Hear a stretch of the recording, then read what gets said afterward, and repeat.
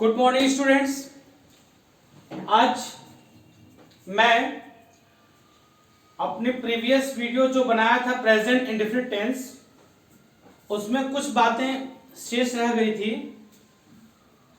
उसी वीडियो का शेष पार्ट आज मैं आपको यहां दूंगा, जिसमें प्रेजेंट इंडेफिनिट में मैंने इंट्रोगेटिव सेंटेंस का हु वाला स्ट्रक्चर बता दिया था कि हु वाले सेंटेंस अगर पॉजिटिव होते हैं तो उसमें वर्ब में एस या ई एस लगाते हैं, हेल्पिंग वर्ब नहीं लगाते हैं। जैसे हु रीड्स द नॉवेल, इस तरह से हमने बताया था प्रीवियस वीडियो में।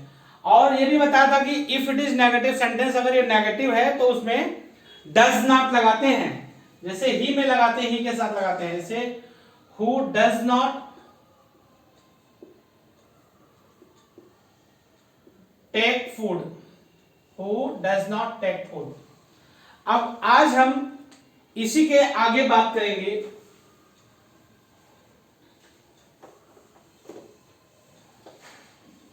हमने उसमें बिगिंस टू का यूज नहीं बताया था। जब ने लगता है उसमें आया जाए, जब ने लगता है, ने लगती है, ने लगते हो,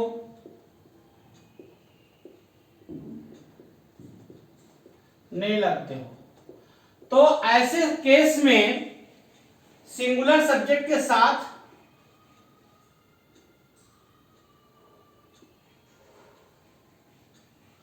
बिगिंस लगाते हैं और टू, और प्लूरल के साथ केवल बिगिन लगाते हैं, बिगिन और टू, और वर्ब। जैसे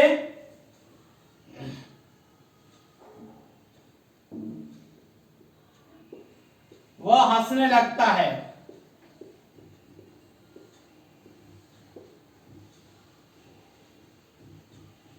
he begins to laugh। Okay, begins to का यूज करते हैं। इसके अलावा जब सेंटेंस के वर्ब में ने लग के आए और उसके साथ देता है, देती है आता है। जैसे ने देता है, देती है, देते हो, इस तरह का कोई स्ट्रक्चर आता है तो उसमें लेट का यूज वर्ब के रूप में करते हैं। इसके साथ आया हुआ वर्ब बेयर इन्फिनिटिव भी होता है। जैसे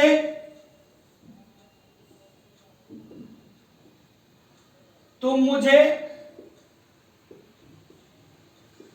नहीं खेलने देते हो। ओके, तुम मुझे नहीं खेलने देते हो,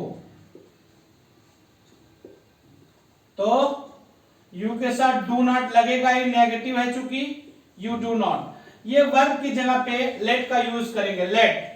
और ऑब्जेक्ट देन इन्फिनिटिव खेलने, play, you do not let me play. जैसे ही does not let you sing a song. इस तरह से जब ने देता है, ने देती है, ने देते हो इत्यादि जब आ जाता है तो उसमें हम लेट का यूज करते हैं वर्ब के रूप में। चूंकि वर्ब के बाद ऑब्जेक्ट आता है, this is objective case, object आता है तो ऑब्जेक्टिव लिखते हैं। ये इन्फिनिटिव है, बेयर इन्फिनिटिव। ने ना ने नी आप ऑलरेडी पढ़ चुके हैं, इन्फिनिटिव और जिरंड। तो उसमें जब ने के साथ ने आता है, वर्ब में ने लग जाता है, ना ने नी, तो वो इन्फिनिटिव होता है। यहां पे देखें, इसमें वर्ब में ने लगा हुआ है, ने, तो ये इन्फिनिटिव है, इसलिए यहां पे हमने इन्फिनिटिव बाद में लिखा है, वर्ब की जगह पे लेट लिखा है। हमने आपको पहले ही बताया था कि जो वर्ड टेंस की पहचान कराता है वही वर्ब होता है। यहां पे ता है, ते हो, ये टेंस की पहचान करा रहा है, इसीलिए इसके लिए हम लेट लिखते हैं, लेट। क्लियर? और यही वर्ब होता है इसमें। वर्ब के बाद ऑब्जेक्ट लिखा और उसके बाद इंफिनिटिव एज अदर थिंग्स, तो इंफिनिटिव है, दिस इज वेयर इंफिनिटिव।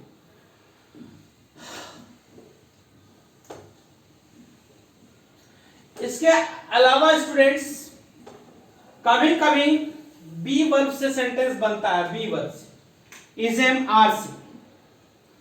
जैसे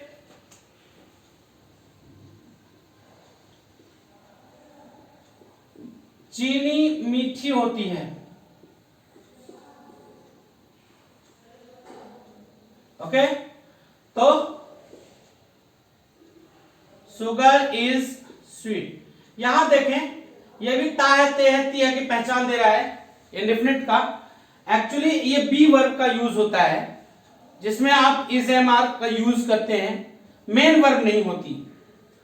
तो इस तरह से भी सेंटेंस का निर्माण हम करते हैं।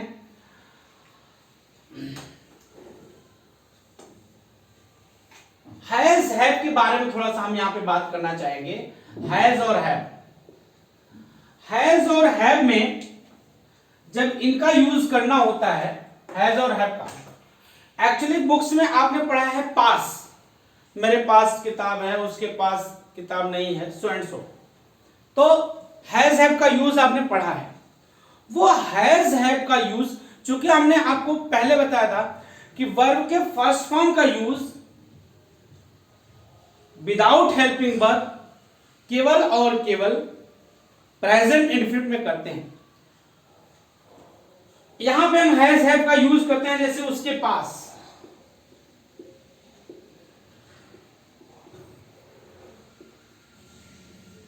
घड़ी है, तो इसको हम लिखते हैं ही के साथ, चूंकि सिंगुलर होता है हैज का यूज करते हैं, ही हैज अ वॉच। ध्यान से समझें,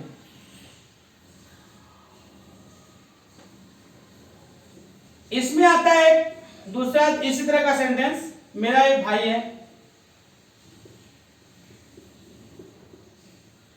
इसमें स्टूडेंट्स देखें पास का यूज नहीं किया गया, पास का, जैसा कि आप पास के लिए पढ़ते रहे हैं कि पास जब आता है तो हम हैज हैव का यूज करते हैं, इसमें पास का यूज नहीं किया गया। फिर भी मेरा एक भाई है, इसको हम बनाते हैं I have a brother. If it is negative, जैसे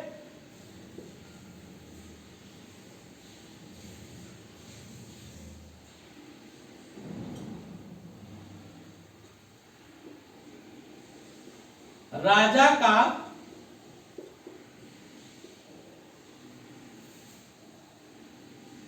सॉरी ये पास्ट टेंस में चला जा रहा है, हाँ,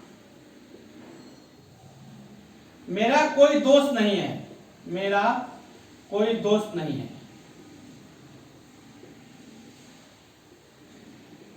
यहां देखें, इसमें भी मैंने पास का यूज नहीं किया, बट मेरा कोई दोस्त नहीं है, I don't have a friend. अब इस सेंटेंस से आपको यह समझ में आता है कि यह सेंटेंस निश्चित प्रेजेंट इंडेफिनिट का है, तभी हमने यहां पे हेल्पिंग वर्ब डोंट का यूज किया है, डू का, आई के साथ डू, ही होता तो डज का यूज कर लेते हैं। तो अब इस तरह के स्ट्रक्चर में, जैसे अभी हमने बताया कि जब पास आता है तो आप हैज हैव का यूज करते हैं पास आने पर, बट पास नहीं होने पर भी हैज हैव का यूज करते हैं। इसमें एक खासियत होती है इस तरह के सेंटेंस स्ट्रक्चर में, इसमें मुख्य क्रिया के रूप में आपको कुछ नहीं दिखता है।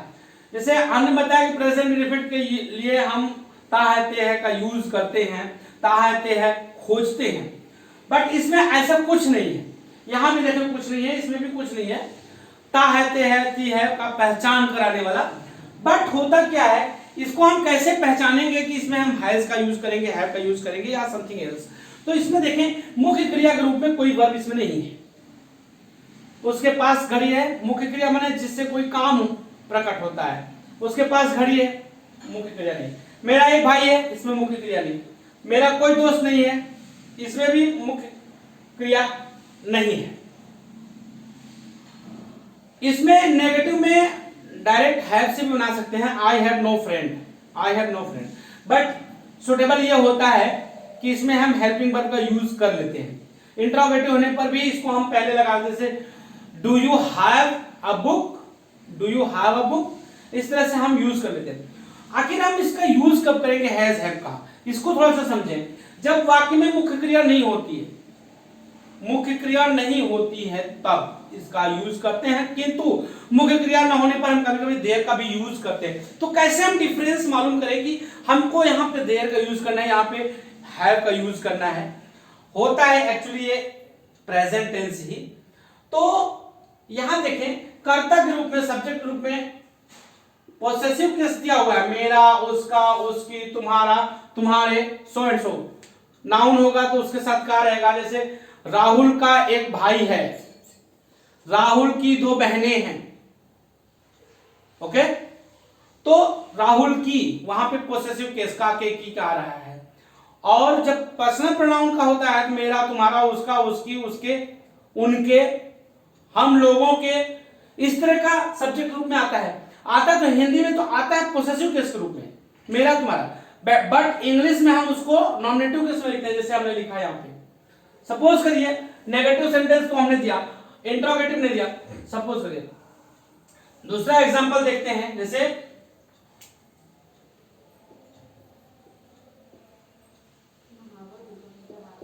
उसकी कोई बहन नहीं है, कोई बहन नहीं है, तो he does not have a sister,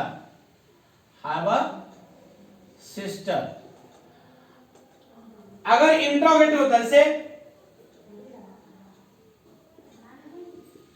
क्या तुम्हारी 2 बहनें हैं, क्या तुम्हारी 2 बहनें हैं, इसको हम कुछ बुक्स में जैसे डायरेक्ट दिया है, have you 2 sisters, have you 2 sisters, इस तरह से भी। और डू यू हैव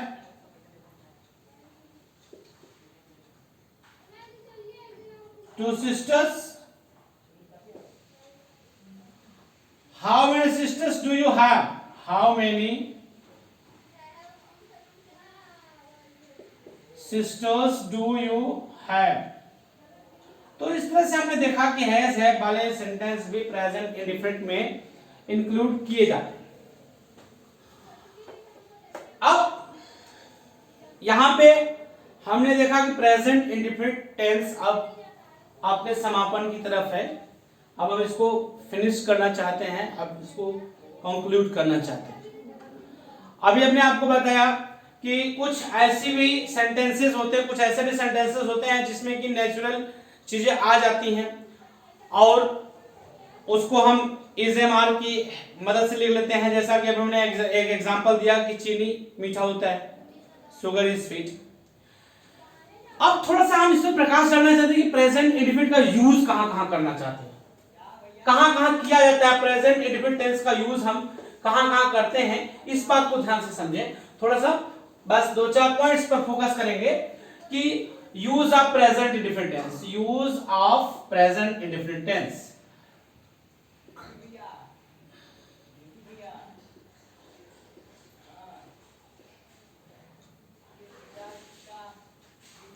कहां पे यूज करते हैं इसको समझें। फर्स्ट यूज, जैसे यूनिवर्सल ट्रुथ, यूनिवर्सल ट्रुथ वाले सेंटेंस हम हमेशा प्रेजेंट इंडिफिनिट में या सिंपल प्रेजेंट में लिखते हैं। जैसे the sun rises in the east, the sun rises in the east, जो हमेशा सत्य होने वाली घटनाएं हैं उनको हम प्रेजेंट इंडिफिनिट में लिखते हैं। ओके, और सिंपल प्रेजेंट में भी इज एम आर का यूज करके लिखते हैं। जैसे पानी ठंडा होता है, ये स्वभाव है, नेचर है, water is cold. Okay, second use इसका समझे, नेचुरल फिनोमेना। नेचुरल फिनोमेना में हम इसका यूज करते हैं जो प्राकृतिक घटनाएं होती हैं, जो प्राकृतिक घटनाएं होती हैं। जैसे पृथ्वी सूरज का चक्कर लगाती है, भूकंप कैसे आता है, भूकंप का आना, ये सारी चीजें प्राकृतिक घटनाएं हम प्रेजेंट इंडेफिनिट टेंस में लिखते हैं। जैसे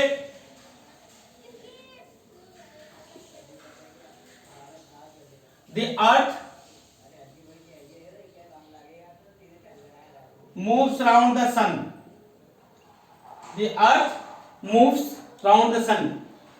कभी कभी होता क्या है, न्यूज हेडलाइंस जो होते हैं, न्यूज हेडलाइंस वो सिंपल प्रेजेंट या प्रेजेंट इंडेफिनिट टेंस में लिखते हैं, news headlines. Okay, news headlines को भी सिंपल प्रेजेंट इंडेफिनिट, जैसे इंडिया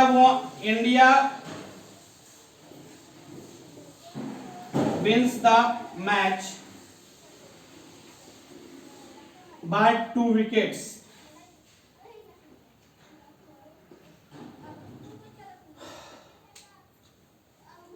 इस तरह से जो घटनाएं होती हैं, जो प्रमुख रूप से जहां जहां हम सिंपल प्रेजेंट इंडेफिनिट या सिंपल प्रेजेंट का या प्रेजेंट इंडेफिनिट का यूज करते हैं, उसको हम प्रेजेंट इंडेफिनिट टेंस में यूज करते हैं। वो पॉइंट्स हमने बताया।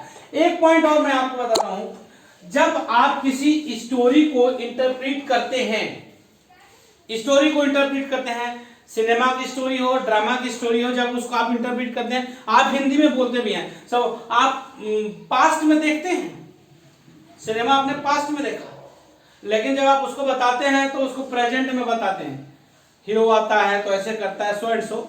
तो interpreting, fourth point is interpretation of a story, interpretation of a movie और ड्रामा। जब आप किसी मूवी या ड्रामा का इंटरप्रिटेशन करते हैं, जैसे हीरो कम्स, देखा आपने पास्ट में, लेकिन वर्णन उसका करते हैं ऑन द स्टेज। इस तरह से आपने इंटरप्रिटेशन भी किया। तो जो इंटरप्रिटेशन होता है उसको आप प्रेजेंट इंडेफिनिट टेंस में लिखते हैं। Okay, that's all. Thanks to you for watching the video. और अच्छे से स्टडी करिए, प्रॉब्लम होती है तो उसको भी सॉर्ट आउट करने का भरपूर प्रयास करेंगे। Thank you.